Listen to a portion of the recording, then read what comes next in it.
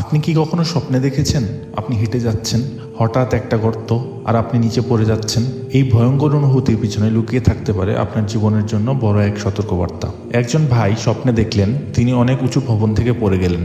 কয়েকদিন পর তার জীবনে এলো বড় এক ধস, চাকরি গেল, পরিবারে অশান্তি শুরু।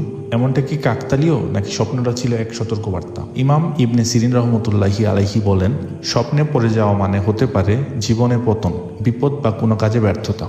যদি স্বপ্নে পড়ে গিয়ে উঠে দাঁড়াতে পারেন তাহলে আপনি বিপদ থেকে বাঁচতে পারেন ইনশাল্লাহ। কিন্তু যদি পড়ে গিয়ে আটকে যান বা ভয় পান, এটি হতে পারে আত্মবিশ্বাস হারানো, গুনাহের কারণে আল্লাহর দূরত্বের ইঙ্গিত। কোরআনের ভাষায় বলা হয়, মানুষ ভুলে গেলে আল্লাহ তাকে তার অবস্থার উপর ছেড়ে দেন। সূরা হাশর। এমন স্বপ্ন দেখলে জেগে উঠে বাম দিকে 3 বার শুকনা থুতু ফেলে বলুন, আউযুবিল্লাহি মিনাশ শাইতানির রাজিম।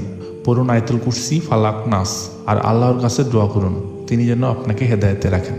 আপনিও কি এমন ভয়ঙ্কর স্বপ্নে হঠাৎ পড়ে গিয়েছিলেন? কমেন্টে লিখুন আপনার অভিজ্ঞতা।